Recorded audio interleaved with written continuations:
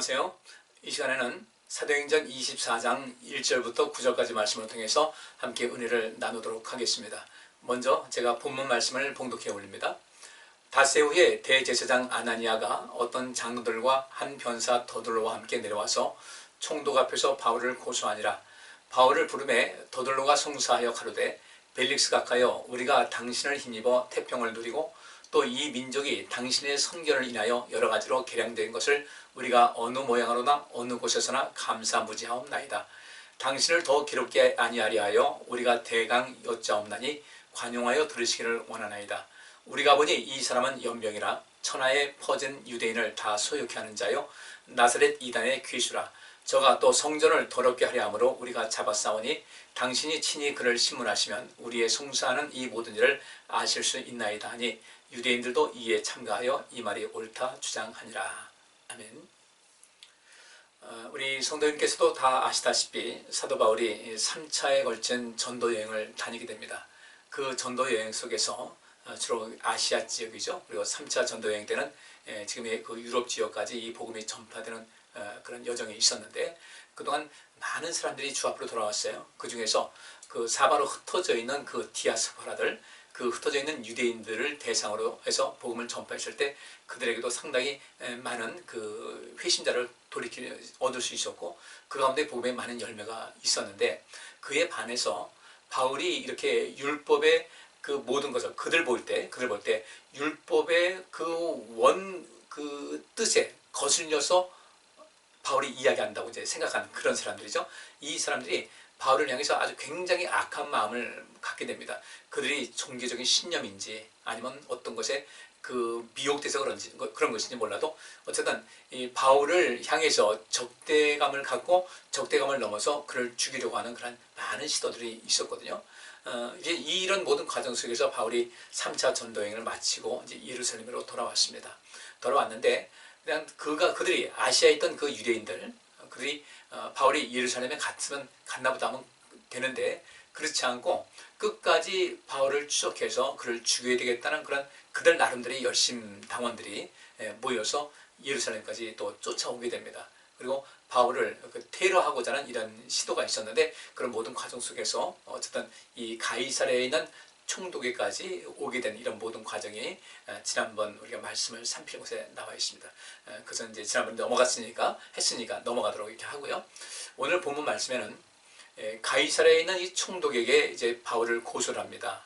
그러니까 예루살렘에 있던 그 대제사장 아나니아와 또 여러 장로들 그리고 한 변사 더둘로라고 했는데 이 더둘로는 그 변사로서 이 변사는 무슨 뜻이냐면요 아주 언변이 뛰어난 사람 지금 말하면 변호사라고 이제 보면 되겠어요.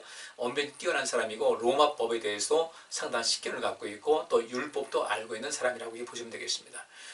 그가 물론 돈을 받고 했겠죠. 와서 대표해서 그 대제사장과 또 여러 장로들 이들 대표해서 그 소송 대리인격이 돼서 바울을 총독 앞에서 고발을 하게 됩니다. 그러면서 여러 가지 총독에 대해서 감사한 마음을 이제 표하고 의례적인 것이죠. 그리고 5절 말씀 보니까 우리가 보건대 이 사람은 연병 같은 사람이다. 천하에 퍼진 유대인을 다 소욕케 하는 자요 나사렛 이단의 귀수라고 이렇게 이야기를 합니다. 그리고 6절 보니까 저가 또 성전을 더럽게 하려 함으로 우리가 잡아싸우니 당신이 이 사람을 신문하시면 우리가 송사하는 바가 옳다는 것을 잘 알 것입니다. 그러니까 유대인들도 거기 모였던 유대인들도 이에 참가하여 이 말이 옳다 이제 주장하게 됩니다. 상당히 그 위태로운 상황에 이제 바울이 처해 있는 것이죠. 그렇다고 해서 이 바울이 이런 모든 것에 기가 죽을 사람도 아니고요. 바울이 증거하고자 하는 것은 생명의 원리를 온 세상에 전파하는 것이 가장 큰 목적이었어요. 그러니까 그런 유대인들이라 할지라도 또 이방인들이라 할지라도 상관할 것 없이 하나님께서 모든 사람을 유대인이나 아니면 그 비유대인이나 똑같이 하나님께서는 대우하시고 모두를 다 구원시키고자 하는 뜻이 있다는 것을 바로는 확신하고 있었던 것이죠. 그리고 먼저 이스라엘 백성들을 택하신 것은 그들에게 어떤 특별한 특권을 주신 그런 것이 아니라 사실 특권이라면 특권인데 그들로 하여금 온 세상을 향해서 주의 복음을 전파하기 위한 그런 그 전초 기지로 삼고자 하는 그런 목적이 있었거든요. 그래서 하나님께서는 그들에게 특별한 놀라운 역사를 이루어 주셨고 애굽에서 그게 또 나올 수 있는 또 전쟁을 통해서 나온 것도 아니고 전혀 이것은 하나님의 전적인 능력으로 또 하나님의 그 의지로서 그들이 자유를 얻게 된 이런 모든 과정을 우리는 잘 알고 있습니다. 어쨌든 유대인들은, 그러니까 이스라엘 백성들은 온 세상에 주의 복음을 전파해서 이 생명사역을 감당하게 하기 위한 하나님의 뜻에 의해서 선택된 민족이었거든요. 그런데 세월이 지나면서 이 유대인들은 그것이 이제 점차 변질이 된 거예요. 자기들은 아주 특별한 민족이다. 물론 특별한 민족이긴 하겠죠. 우리가 하나님 믿는 백성으로서 우리 모두가 특별한 사람인 것 같이 그들도 특별한 민족인 것은 분명합니다. 근데 그 특별한 민족이 되게 한 하나님의 뜻은 무엇이냐면 그 민족으로 하여금 하나님의 뜻을 성취시키고자 하는 하나님의 귀한 뜻이 있었어요. 그러니까 하나님께서 원하신 일을 하게 하신 것이죠. 두 번째로 그들은 하나님께로부터 택감받은 그런 이 온 세상에 대제사장으로서 제사장 나라로서의 역할을 감당하는 민족이니까 그들에게도 얼마나 큰 유익이 되겠어요. 그리고 그렇게 하나님의 뜻 안에서 제사장 나라로 선택된 가운데 그들은 반드시 자기들도 하나님에 의해서 특별히 선택받은 것 같이 온 세상 사람들도 하나님의 그 사랑 안에 거하고 있다는 걸, 하나님께서 그들을 생명으로 인도하시겠다는 그런 의지와 그 뜻을 전파할 사명이 있었어요. 그러니까 유대인들, 곧 이 이스라엘 백성들이 하나님께로부터 택감받아서 제사장 나라가 된 것은 하나님께 영광 돌리고 또 하나님의 뜻을 온 세상에 전파하고자 하는 그런 뜻이었습니다. 그리고 그들이 제사장 나라로 택감받았으니까 그들에게 주시는 또 다른 권세가 있고 기회가 있겠죠. 그들 자신에게도 유익이 되는 겁니다. 더불어서 또 중요한 것은 온 세상을 하나님의 자녀로 만들고 하나님의 백성으로 만들고 온 세상의 구원의 복음을 전파하기 위한, 누군가에게 선한 영향력을 행사하고 그 영향을 끼치기 위한 그런 목적으로 그들은 부르심 받았거든요. 그러니까 그런데 이 역사가 흘러오는 가운데 유대인들은 그것이 상당히 변질이 됐어요. 그래서 자기들이 어떤 특권의식만 내세웠고 하나님의 그 뜻을 이룬다는 그런 사명감도 잃어버렸고, 그리고 주변 다른 이방인들, 그 비유대인들을 가볍게 여기고 그들을 멸시하는 그런 이상한 풍조가 생겼던 것입니다. 물론 모든 사람이 그런 것은 아니었어요. 근데 더 많은 사람들이, 훨씬 더 많은 사람들이 그렇게 해왔고, 그런 가르침을 받은 사람들이 그렇게 바르게 하나님 말씀 안에서 바르게 뭔가를 볼 수 있어야 할 텐데 그렇지 못한 경우가 상당히 많이 있었다는 겁니다. 오늘 이 바울이 재판받는 그런 과정에도 그런 내용이 다 포함이 되어 있는 거예요. 자, 여기서 바울을 송사하는 이 사람들, 바울은 우리가 성경에서 알다시피 바울은 자기 자신의 어떤 영광을 위해서 뭔가를 하는 그런 사람이 아니었어요. 예수님께서 마찬가지였죠. 세상을 살리기 위한 목적으로 이 땅에 오셔서 그 모든 사명을 감당하셨는데 바울 역시 그랬습니다. 바울은 뛰어난 사람이었어요. 학문에도 뛰어났고, 그런 또 모든 지혜도 뛰어났고, 또 그만한 모든 것을 행할 수 있는 그런 담력과 능력이 있었습니다. 성령께서 함께 하시고 성령 충만한 가운데 놀라운 권세로 정말 이 많은 사람들에게 주의 복음을 전파하고 그 소아시아 지방부터 유럽 지역에까지 굉장한 그런 역사를 이룬 그런 사람이었거든요. 근데 이런 바울이 한 가지 있는 그 확실하게 갖고 있는 것은 하나님께서는 자기도 사랑하시고 이 세상도 사랑하신다는 거죠. 그래서 온 세상 사람들에게 주의 복음을 증거하고 그들로 하여금 하나님께서 원하시는 그 생명의 자리로 돌아오게 하는 것이 바울의 목적이었단 말이죠. 예수님께서 하셨던 것과 같은 목적이었어요. 그렇기 때문에 바울은 어떤 자기 자신의 어떤 영달을, 개인적인 영달을 위해서 또 어떤 뭔가 돈벌을 위해서 이런 것이 전혀 없었고, 그래서 하나님께서 이 세상을 사랑하시는 것 같이 문 영혼들을 불쌍히 여기시는 것 같이 문 영혼들에게 그들에게 복음 증거해서 죄로부터 벗어나서 사망에서부터 벗어나서 생명의 자리로 옮기는 것이 하나님의 뜻인 것을 알아서 그런 일에 자기가 동참하는 하나님의 동역자로서 하나님의 종으로서의 그 사명을 평생도록 살아온 사람이었거든요. 예수님 만난 이후에 말이죠. 이런 바울이 이렇게 모함을 받습니다. 뭐라고 하냐면 이 사람은 잘못된 율법관을 가지고 본래 율법에는 그렇게 가르치고 있지 않은데 이 바울은 그 이단이라고 할 수 있는, 여기 보니까 나사렛 이단의 귀수라고 하는 그 말대로 자기가 하나님의 아들이라고 하지만 사실 하나님의 아들도 아니고 메시아라고 하지만 아닌 그 예수라는 사람을 쫓는 그 무리를 만들어서 그런 곳에서 앞장서고 있는 그 잘못된 율법관을 가지고 잘못된 율법의 해석을 가지고 많은 사람들을 미혹하는 그런 아주 나쁜 사람이다. 그래서 귀수라고 고발을 하고 있는 것이거든요. 그런데 바울은 아니잖아요. 그죠?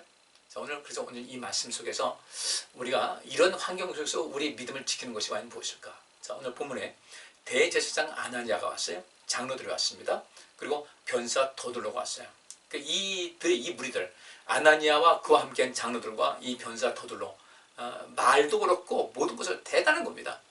대제사장이니까 그 이스라엘 백성들 볼 때는 전부 다 높이는 사람이죠. 장로들 역시 마찬가지고요. 그러다 여기서 더둘로라는 이 변사가 뭐 그냥 부실한 사람이 아니겠죠. 상당히 뛰어난 사람이기 때문에 이것으로 데려왔겠죠. 고발을 하다 보니까 사람들은 이렇게 보는 겁니다. 아, 누구 말이 옳을까? 바울의 말이 옳을까? 대제사장과 그 무리들의 말이 옳을까? 모든 것을 이제 바라보는 것이겠죠. 그러니까 이 속에서 가장 피해를 입는 것은 선량한 백성들이라는 거예요. 그러니까 우리가 이 시대도 우리 요한계시록에서 공부하고 있는데 그 말씀 나오지 않습니까? 여섯째 나팔이 불었을 때 그 마병대가 나타난다 이거죠. 그 마병대가 이 세상 모든 사람들의 3분의 1을 죽게 만든다는 거죠. 근데 그 마병대, 그 말이 타고 다니는 말입니다. 이 말, 그 마병대, 이 모든 힘이 그들이 이 세상 사람들 3분의 1을 죽이는 그런 모든 권세가 어디 있냐 봤더니 입에 있다는 거예요. 그 입이 무엇입니까? 변사, 뭐 하는 사람이에요? 입으로 먹고 사는 사람이에요. 자기 나름대로 논리를 가지고 또 어떤 재판에서 누군가를 변호하기도 하고 자기 주장도 하는 이런 상황인데 저 바울은 딱 한 사람입니다. 그 반대편에서 아나니아가 있어요. 아나니아는 굉장히 아마 그 마음속에 독한 마음을 가지고 왔을 겁니다. 왜냐하면 처음에 이 공회 앞에 바울이 섰을 때 이 아나니아가 바울을 향해서 저 입을 치라고 합니다. 바울이 나는 하나님 앞에 온전한 사람입니다. 믿음의 사람입니다. 하나님의 뜻을 이루는 사람입니다. 하니까 그 아나니아가, 대제사장 아나니아가 바울의 입을 치라고 하거든요. 이때 이 바울이 이렇게 얘기합니다. 율법의 최고봉에 있으면서 대제사장이라고 있으면서 하나님의 뜻도 알지 못하고 율법을 지키는 것이 아니라 율법을 망가뜨리는 내가 어디 이렇게 말을 함부로 할 수 있느냐 하고 이 위선자여 회칠한 담이 이렇게 얘기합니다. 회칠한 무덤이라고요. 그러니까 이때 아나니아가 굉장히 분노했겠죠. 감히 대제사장인 나를 근데 주변에 있는 사람들이 저 사람이 대제사장인데 왜 이렇게 말을 함부로 하느냐 했더니 나는 저 사람이 대제사장인 줄 몰랐다 이렇게 넘어갑니다. 그 다음에 여러 장로들이 있다고 하지 않았습니까? 그리고 바울이 이제 거기서 변론할 때 자기는 예수 그리스도의 부활을 얘기합니다. 나는 다른 것이 아니다. 예수 그리스도의 부활을 얘기한다. 그러니까 부활을 믿는 바리새인들과 부활을 믿지 않은 사두개인들 사이 속에서 엄청난 분쟁이 일어나게 됐죠. 그래서 그 공의가 모였을 때 그냥 그것으로 그냥 파회가 된 겁니다. 여기에 이 아나니아와 함께한 그 장로들 보면은 아마 사두개파 사람들이 아닐까. 더 이 바울에 대해서 악감정을 갖고 있는 그런 사람들일 거예요. 그리고 이제 여기서 변사 더둘러가 와서 모든 것을 이야기를 하는데 아까 말씀드린 대로 요한계시록에 있는 대로 그 큰 마병대라고 요한계시록에는 기록을 하고 있는데 그 말의 힘, 그 3분의 1을 죽일 수 있는 그 말의 힘이 어디서 나오는 것 같더니 입에서 나온다는 거죠. 이 입이 뭐겠습니까? 이스라엘 백성들 광야에서 다 죽어갈 수밖에 없는 것은 입을 통해서 입에서 입으로 전파되는 부정적인 이야기. 바울이 고린도 전서에서 그 말을 하지 않습니까? 우린 저렇게 광야에서 하나님께 원망하고 불평하다가 죽은 저들을 본받지 말자. 그렇게 얘기하죠. 결국은 여기 나오는 그 아나니아와 장로들과 이 변사 더둘러는 바울만을 향해서 바울을 공격하는 것이 아니라 실제로는 하나님을 공격하는 거예요. 하나님의 뜻을 거스리고 자기들의 모든 생각과 자기들의 주장과 자기들의 이론과 자기들이 말하고 있는 신학의 최고인 양 그렇게 이야기를 하고 있지만 실상 이 속에서 그것이 옳은가 보다 하고 따라갈 수밖에 없는 그런 상황. 그렇지 않습니까? 그 당시 무슨 성경이 많은 것도 아니고 두루마리로 된 그 책을 갖고 있는 사람은 소수고 그냥 그 사람들은 매일매일 그것을 읽으시는 것이 아니라 정기적으로 뭐 안식이든지 어떤지 가서 그 말씀을 듣는 것 외에는 뭔가 할 수 있는 것이 굉장히 부족한 이런 상황 속에서 근데 정보가 부족한 거죠. 어떤 정보요? 성경에 대한 정보가 상당히 부족한 겁니다. 그래서 이 레위 사람들이라든지 이런 사람들은 끊임없이 이 모든 백성들에게 하나님 말씀을 읽어주고 또 가르치고 제사장도 역시 그걸 하는 사명이 있는 사람들이죠. 근데 그들이 과연 그것을 했는가? 그렇지 않았다는 거죠. 그들은 이 예수님 당시에도 그렇고 지금 바울이 차오고 있는 당시 하나님을 대적하고 그 아주 굉장한 권력을 행사하는 하나님의 반대편에 서 있는 그 사람들은 결국 무엇 때문에 그 자리를 지키고 있는가? 바울은 모든 사람들, 뭐 부자나 가난한 사람이나 식자나 또 무식한 자나 뭐 이런 사람 남녀노소 그 신분과 어떤 교육 차원 이런 거 다 상관할 것 없이 그들도 모두가 하나님의 그 구원의 자리에 들어올 수 있다는 것을 전파하고 예의 없이 전파하다 보니까 여기서 이제 문제가 어떻게 되겠습니까? 가진 자들이요. 물질이든 권력이든 그 다음에 어떤 지식이든 이런 모든 것을 간직하고 있는 사람들, 갖고 있는 사람들이 여기서 이제 반발을 일으키게 되는 거죠. 하나님의 은혜가 모두에게 다 똑같이 임한다. 그렇게 되니까 이 속에서 굉장히 큰 문제가 생기는 거예요. 근데 이런 그 문제가 제대로 해결된 것이 언제냐면 오순절 성령역에서 있었던 다음에 예루살렘 교회에서 그런 일이 있었거든요. 물론 얼마 가지 않아서 또 많이 오염되고 인간에 의해서 오염되기도 했지만 이 복음은 그 자체로 하나님께서 차별이 없는 그런 말씀인데 실제로 이런 권세를 갖고 있는 사람들은 그 차별화를 두려고 하죠. 그래야 자기들이 어떤 위치에서 그 힘을 발휘할 수가 있고 뭔가를 얻을 수가 있기 때문에 모든 사람들이 다 평등하게 된다는 것을 상당히 반대하는 거예요. 그래서 그들은 잘못된 것을 가지고 이 율법의 그 원리에 맞지 않은 그런 이론을 가지고 그 모든 백성들을 위하는 것 같이 가르치지만 실상 목표하는 것은 자기들 개인적인 이득을 취하는 거죠. 그래서 이런 과정에서 모든 것이 벌어지게 되는 겁니다. 그러니까 바울이 이제까지 복음 전파하는 가운데 하나님께서는 차별이 없다는 거예요. 유대인이나 이방인이나. 그러니까 그 당시 유대인들은 상당한 어떤 우월감을 갖고 있었는데 다른 이방인들 땅에 살면서도요. 근데 그런 우월감을 갖고 있었는데 바울이 말할 때 차별이 없다고 하니까 차별이 왜 없냐고 나서는 거예요. 그러면서 자기들 나름대로 이제 여러 가지 성경을 전체를 보지 않고 어떤 부분만 가지고 얘기하면서 이것이 옳다라고 자꾸 강요하는 거죠. 지금 마치 이 신천지 사는 것과 마찬가지예요. 그래도 성경 몇 구절만 가지고 들이댑니다. 그러니까 시작이 있고 중간이 있고 끝이 있어야 되는데 시작과 끝이 없어요. 흔히 말하는 대로 머리도 또 꼬리도 없는 상태에서 가운데가만 딱 내놓으니까 이게 도대체 무슨 뜻이냐. 사람들을 혼돈시키게 하고 그래서 그들은 사람들을 멸망의 자리로 빠지게 하는 빠뜨리는 이런 악을 행하는 것인데 바울 당시에도 역시 똑같은 상황이 벌어지고 있다는 것이에요. 그래서 우리가 이 하나님 말씀을 늘 가까이 하고 성경의 원리를 이해해야 될 이유는 바로 거기 있습니다. 그래서 첫째는 하나님은 어떤 분이신가를 잘 아셔야 돼요. 하나님은 어떤 분이신가? 욥과 욥의 세 친구들이 거기서 이제 논쟁을 벌였는데 욥은 그 세 친구들보다 하나님이 어떤 분인지를 정말 제대로 아는 사람이었어요. 그렇다고 해서 하나님을 완벽하게 아는 것은 아니었죠.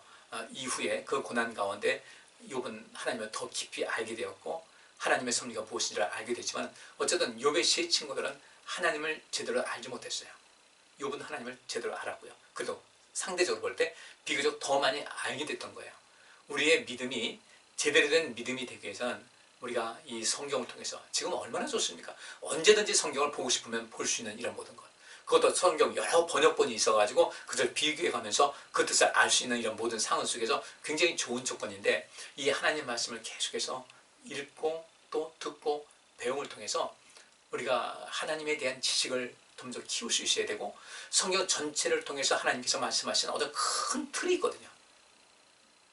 하나로 말하면 생명입니다.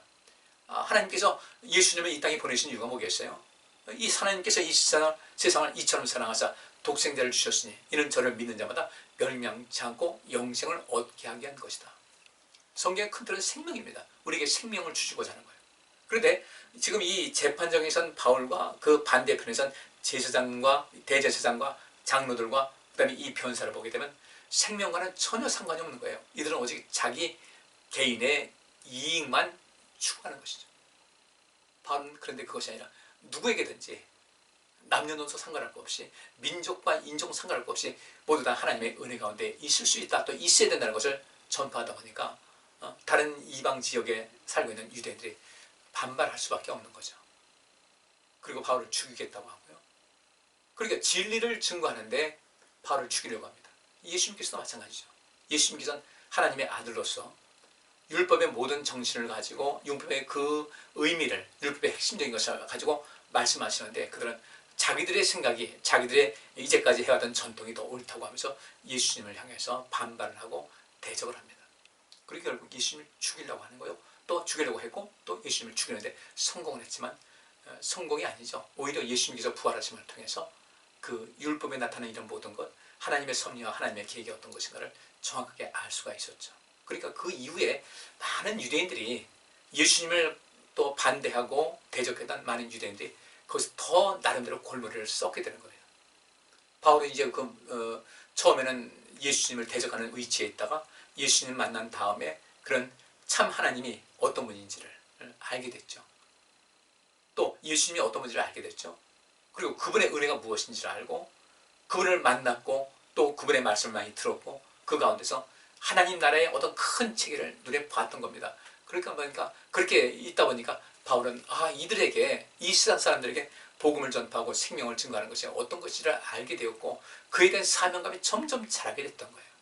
그러니까 그 숱한 어려움이 있어도 이 복음을 전파하는데 조금도 주저함이 없었던 거죠. 그리고 서로라도 어떤 삶 속에서 자기 자신이 어떤 세상적인 것이 오염이 될까봐 그럼 뭐라고 합니까? 나는 날마다 죽는다고 했고요. 나는 날마다 나를 쳐서 복종시킨다고 했습니다. 여러분들, 바울이 그랬다면 우리는 역시 더 해야 되거든요. 우리 자신을 쳐서 하나님 말씀에 복종할 수 있는 것, 날마다 죽고 새로운 사람으로 거듭나는 이런 인생의 과정을 끊임없이 할 때 우리 모든 것은 온전함을 누릴 수가 있는데 여기 나오고 있는 대제사장들, 장로들, 변사, 도드로 이런 사람들 그런 것에 전혀 관심도 없는 사람들이었죠. 그래서 자기 일신상의 유익과 편안함과 재물의 욕심 이런 모든 것만 꽉 차있던 사람들, 명예와 권력만을 누리고 싶어했던 이 사람들에게는 이 복음, 그리스도의 복음 자체는 아무런 의미가 없었다는 겁니다. 그래서 이제는 우리가 신앙생활하면서 그 사단은 많은 그 악한 무리들과 또 사단에게 미혹된 그런 사람들의 입을 통해서, 그들의 말을 통해서 사람들을 미혹을 시키거든요. 그래서 하나님께로부터 떨어지게 하고 예수님을 배반하게 하고 믿음을 버리게 하는 이런 역할을 하게 되는데, 그렇게 해서 죽은 사람이 온 세계 사람의 3분의 1이 죽었다는 겁니다. 그러니까 얼마나 좋습니까? 뭐 무기로 죽이는 것도 아니고 전쟁을 통해서 하는 것도 아니고 그렇게 사람들을 미혹해서 죽이는 거예요. 첫 사람인 아담과 하와도 그렇게 해서 죽은 거예요. 그리고 성경 역사를 보니까 훨씬 더 그렇게 악을 가지고, 악한 마음을 가지고 하나님을 반대편에 서서 하나님을 대적하게 하고 하나님 뜻대로 살지 못하게 하는 그런 무리들이 훨씬 더 득세를 했다는 겁니다. 이것을 볼 때 우리 참 많은 것을 생각하게 해요. 그렇다면 지금 우리가 이 세상을 살아가는 가운데 우리 신앙인으로서 살아가는데 어떻게 사는 것이 하나님께서 원하시는 삶을 살아가는 것인가에 관심을 가질 필요가 있다는 겁니다. 어떻게 해야 될까? 무엇을 위해서 살아야 될까? 어떤 삶을 살아야 될까?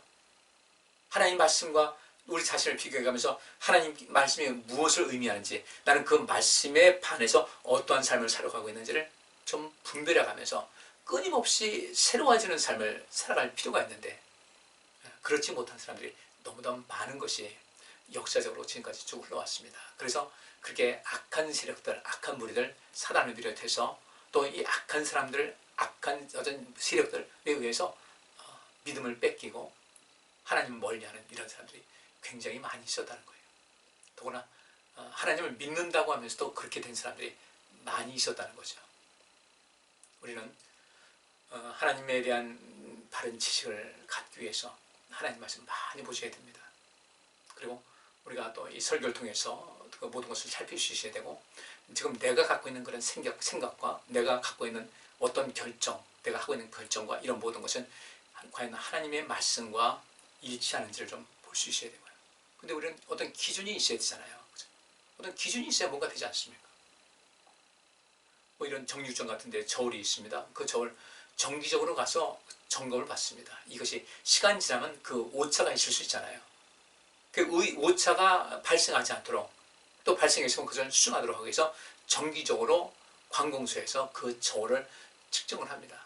여기서 얼마만큼 그 오차 범위 안에 있는지 아닌지를 측정해서 오차 범위 넘게 있으면 거기서 합격 필증을 안 주는 거죠. 그럼 우리 인생도 하나님 말씀이 우리 인생의 한 기준이 돼야 되거든요. 그 기준이 될 때 모든 것이 되는 거 아니겠습니까? 그리고 지금 이 지구의 고도를 따질 때 해발을 따집니다. 해발. 그 해발을 따져서 그 해발 몇 미터라면 그 바다 해수면 거기서 몇 미터까지 뭐 더 자세한 수치도 있지만은 그렇게 해서 고도가 얼마쯤 한다 이렇게 약속을 합니다.